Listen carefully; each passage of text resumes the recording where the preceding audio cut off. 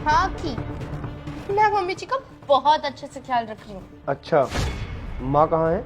Mummy mummy जी तो मेरे पास ही बैठी है, आराम कर रही है ना। ठीक है, माँ से बात करवा। अच्छा मम्मी जी से बात कराऊं? अभी कर आती हूँ, यहीं मेरे साइड में बैठी हैं। एक सेकंड। सुन बे बुढ़िया, अगर तूने अपने बेटे को कुछ भी बताया ना कि मैं तेरे साथ क्या क्या करती हूँ तो मैं तेरी खाल उधेड़ दूंगी। आई समझ में? चल अब बात कर। लीजिए मम्मी जी। हेलो। माँ, आप ठीक हो ना? हाँ बेटा, मैं बिल्कुल ठीक हूँ।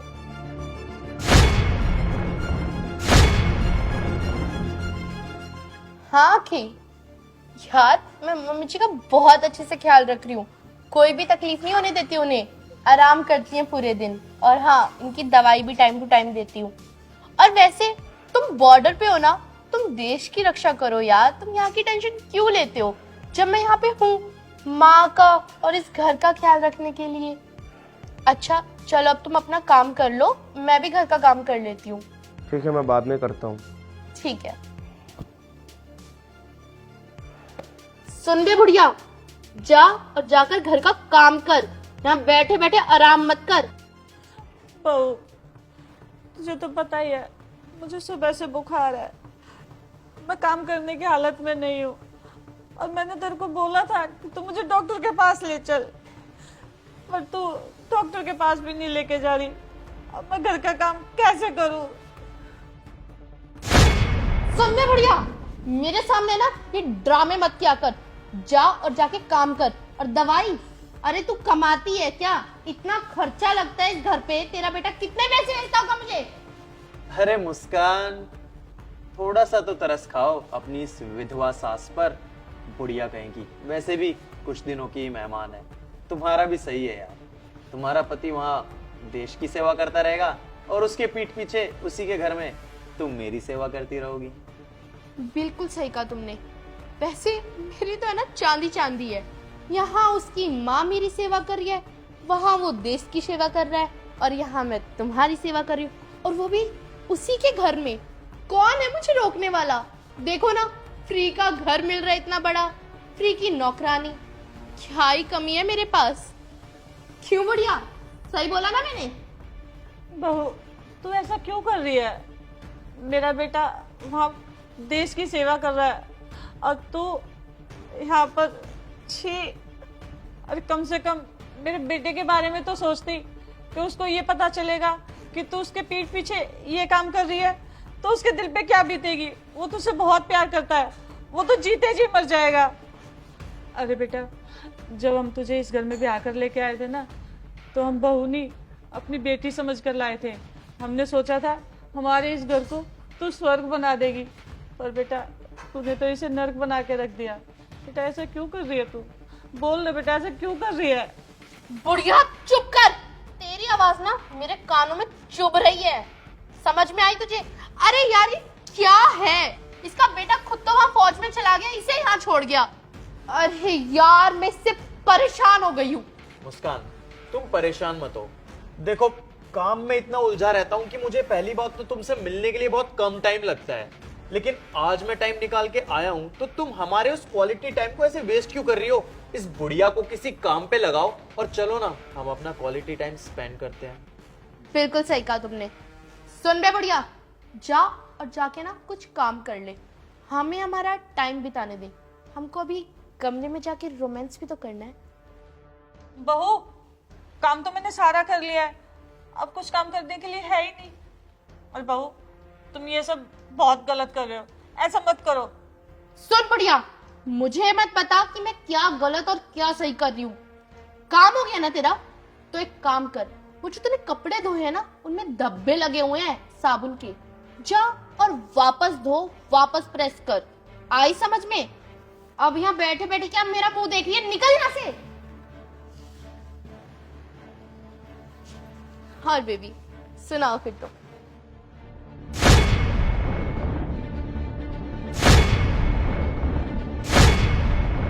मुस्कान, ये क्या हो रहा है?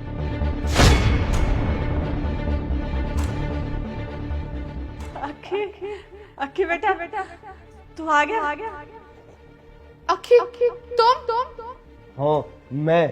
क्यों? तुम दोनों के तोते उड़ गए मुझे देखकर।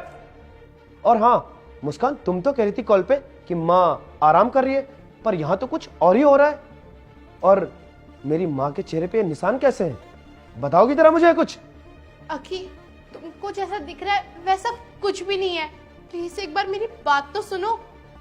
क्या बताओगी मुस्कान तुम मुझे, और क्या ही एक्सप्लेन करोगी? मैंने सब देख लिया कि तुम मेरी माँ को मेरी आंखों के सामने टॉर्चर कर रही थी, उनको परेशान कर रही थी, उनका हरेसमेंट कर रही थी।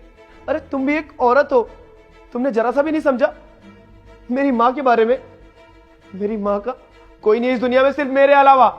और मुझे तो लग रहा था कि मेरी जगह तुमने ले ली है, पर तुमने तो बहुत ही अत्याचार किया मेरी माँ पे। मैंने सब देखा मुस्कान, मैंने अपनी इन्हीं आंखों से सब कुछ देखा।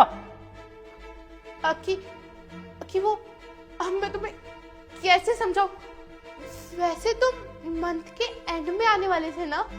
हाँ मुस्कान, और तुमने इसी चीज का फायदा उठाया, क्योंकि मैं मंथ के एंड में आने वाला था। ये बात मैंने सिर्फ तुम्हें बताया था, और आज मैं आकर अपने घर की चौखट से तुम्हारे सारे कारनामे देख रहा था कि तुमने मेरी माँ के साथ क्या किया। और हाँ, ये जो बॉयफ्रेंड ये तुमने बना के रखा है, मैंने कभी तुमसे ये उम्मीद नहीं रखी थी कि तुम ऐसा करोगी। मुस्कान, आखिर मैंने कौन सी कमी छोड़ी थी तुम्हारे लिए? आखिर मैंने तुम्हारे लिए क्या नहीं किया?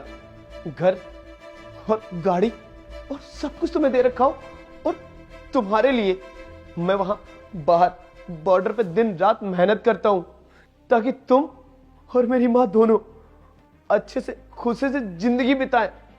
पर नहीं मुस्कान, आज तुमने जो भी किया है ये बहुत गलत किया है, बहुत गलत किया है। मैंने तो कभी सोचा भी नहीं था कि मेरी जिंदगी में ऐसा भी कभी होगा। अखी ठीक है, मैं मानती हूँ मेरी गलती है, पर तुम्हें इन सब चीजों के बारे में पता कैसे चला? अरे मैं जब जब अपनी माँ से फोन पे बात करता था, तब तब मुझे माँ की आवाज में एक आह, एक तड़प नजर आती थी।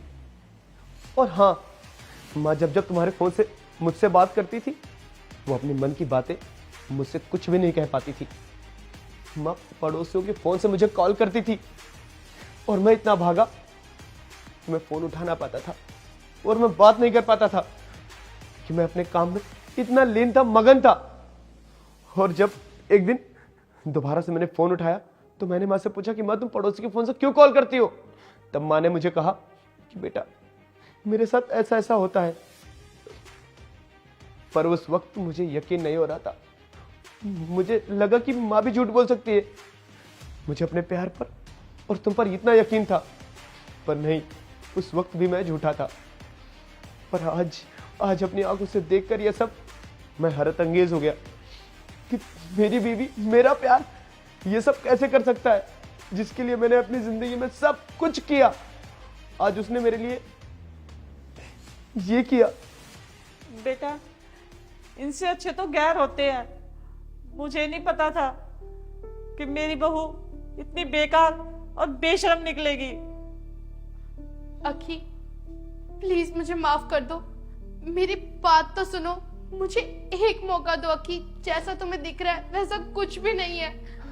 अरे मुस्कान, तुम अभी माफी मांग रही हो। तुम्हें पता है माफी गलती की होती है जो अनजाने में हो जाती है, पर तुमने जो गलती की है वो जानबूझकर की है, इसकी कोई माफी नहीं होती है। और मुस्कान, इससे पहले कि मैं कुछ कर बैठूं, प्लीज मैं तुमसे हाथ जोड़ के विनती करता हूं, मेरे घर से बाहर चले जाओ, वरना फिर अनर्थ हो जाएगा।